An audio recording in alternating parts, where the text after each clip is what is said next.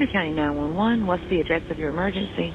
I'm driving on 210. I just crossed the Black River, and I thought I saw a guy standing on the side of the road bleeding. Okay, where are you at, sir? I'm on 210. I just crossed the Black River. I'm heading towards 3 East.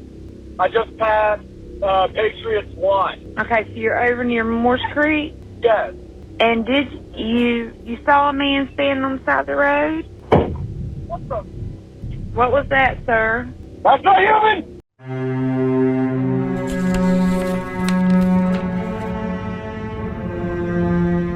A figure that looks like a person stood in the dark. It was very tall and very thin, with skin that was almost see-through, and eyes that glowed in a way that was not normal. Its arms and legs bent in ways that are not possible for a human. Many people have seen this figure, including hunters and truck drivers. It always fills them with a deep fear. People who live in the mountains have been talking about seeing pale, thin figures at night for a long time. Some people call them Tommyknockers. Hunters call them shadows that walk on two legs. One of these shadows showed itself to the world in 2021. We know that in places like the wilderness, humans are not always in charge. The forests are very dense. There are many hidden caves and isolated areas where the normal rules do not apply. Sometimes something else comes out of the darkness. This thing does not leave footprints that we can follow, not always. It does not always make a sound. When it does, the noises are meant to scare us, to warn us, or to watch us. If you ever see it, you will never forget it. According to the CAD notes and the deputy reports, this thing jumped into the back of his pickup truck and began to actually beat on the top of the cab of his truck. You could actually hear something beating on the top of the truck. The caller stated that it was beating and scratching on the top of the cab of his truck. He actually stated that he was able to engage his bed light and was able to somewhat identify this object that was in the back of his truck. At some point, he was able to slam on his brakes, and the force of inertia actually threw this thing out over his hood and onto the highway, where this thing stood up in the roadway, made its way to the wood line, and disappeared in the woods. One night, a man was driving on a road in North Carolina. It was 11 p.m. on July 31st, 2021.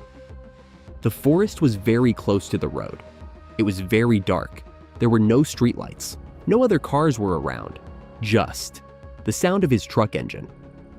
As he turned a corner near the Black River, he saw a figure standing on the side of the road.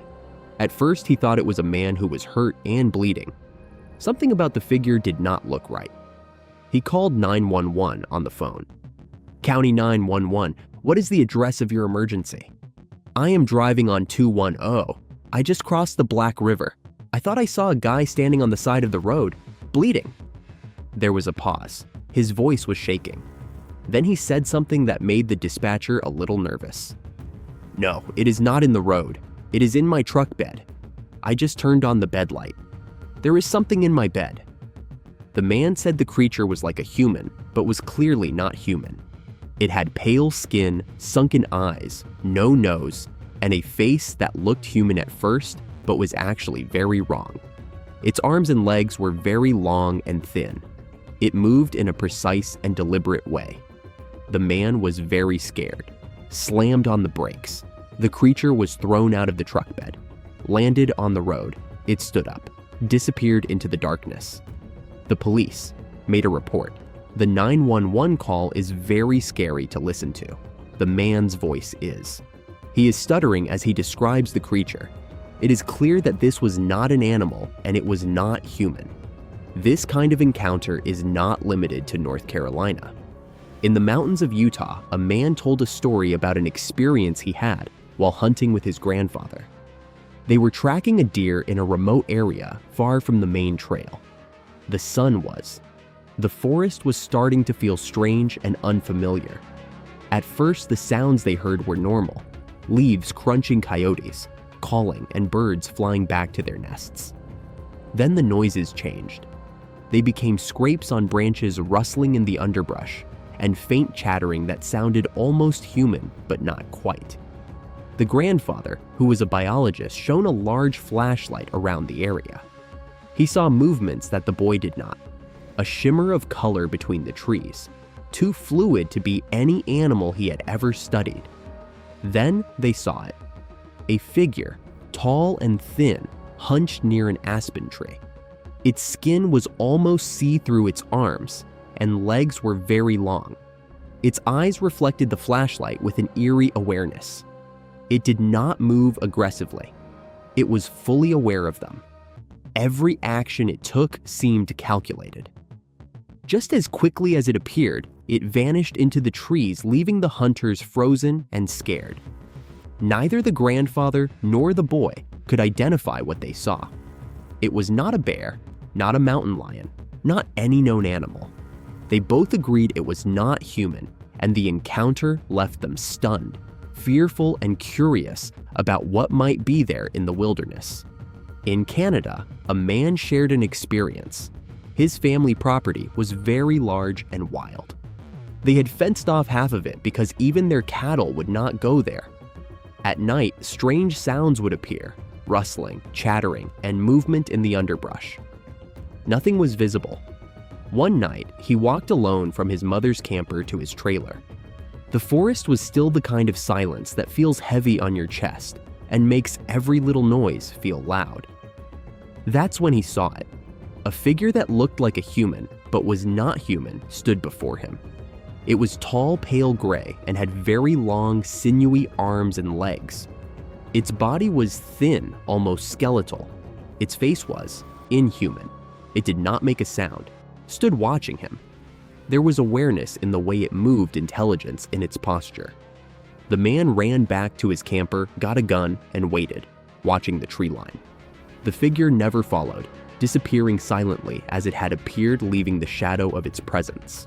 Unlike animals, the creature's movements were precise. It did not panic, it did not run away. It knew what it was doing and understood the human's actions. The encounter left him shaken, his mind racing with questions that have no answers. Across Appalachia, people keep reporting encounters. Shadowy figures, humanoids with long arms and legs, move silently at night. Hikers report feeling a chill, a feeling of being watched, or a creature moving just out of sight. Many of these sightings happen near caves or abandoned mines. Appalachia has underground networks, some of which stretch for miles. Old stories talk about Tommyknockers in coal mines, humanoid creatures that knock on walls before a collapse. Some researchers think that subterranean species might live in these caves, and they might be responsible for disappearances and unexplained sightings.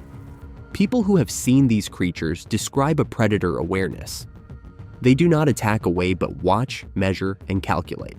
Their intelligence, stealth, and physical abilities make them more dangerous than any animal known to live in the forests. Sightings are not limited to the forests of North America. The Fresno nightcrawlers, which were caught on security cameras in California, appear as thin figures gliding silently across yards. Videos show one or two figures moving together, with a smaller figure following a larger one. Like the creatures, they move with an eerie intelligence, silently and deliberately. Witnesses describe almost alien presence, a sense of being watched without knowing by what. Their movements defy physics, gliding effortlessly, as if gravity itself bends around them. These encounters show a pattern. They look like humans, but are not human. They have pale, thin, emaciated bodies. They are active at night, are intelligent. They move silently and quickly. They appear in forests, caves, or secluded wilderness areas. They are seen by witnesses, hunters, biologists, police officers, hikers. Even the descriptions from North Carolina, Utah, Canada, and California share striking similarities. These are not legends. They are recurring encounters reported by people who had no reason to make up such stories. So what are these creatures? Are they species? Are they legends come to life? Are they something else entirely? We do not know. What we do know is that the stories are real. The people who have seen them are real. The fear they report is real. For anyone walking alone in the backwoods of Appalachia, or any remote wilderness, there may be eyes watching from the shadows. Humans are not always at the top of the food chain. Sometimes something else moves quietly in the dark, watching, calculating, waiting. If you are unlucky enough to see it, you will never forget. Because in the wilderness and in forests across North America, the unknown is not just a legend, it is waiting. If you are unlucky enough to encounter one, you will never forget. Because the truth is, something watches in the dark. Something moves silently beneath the trees. If you wander these woods alone, it will find you.